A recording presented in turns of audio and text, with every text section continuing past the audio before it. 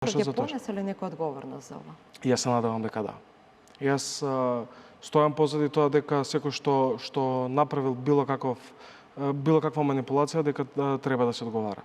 И ќе стојам позади тоа да го истерам до крај тоа.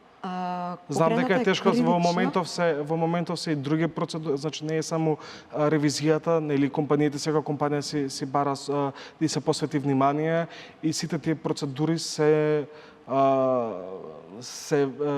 временски долги, што одземаат многу време и е потребно да се, затоа се одолговлечени малце процесите, но не верувам дека тоа ќе трае уште многу долго.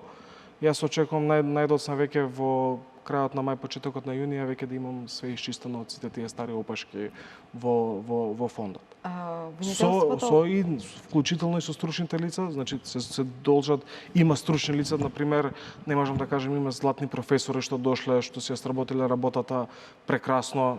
Значи, во секоја лошо има и добро и обратно, во секоја лошо има и добро. Значи, од тие 500 и кусур луѓе, некој сепак би можел да одговара за ова?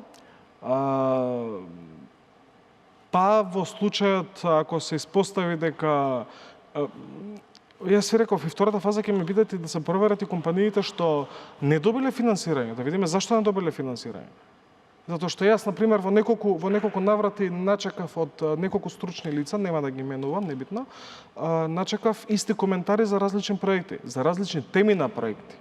Ајде да речеме дека се од иста сфера, да речеме дека се од машинства или од енергетика, и да даде исти коментари, негативни или позитивни или било како. Ама не може за еден од машинство, еден од земјоделие, еден од, не знам, од градежништво, да даде исти коментари.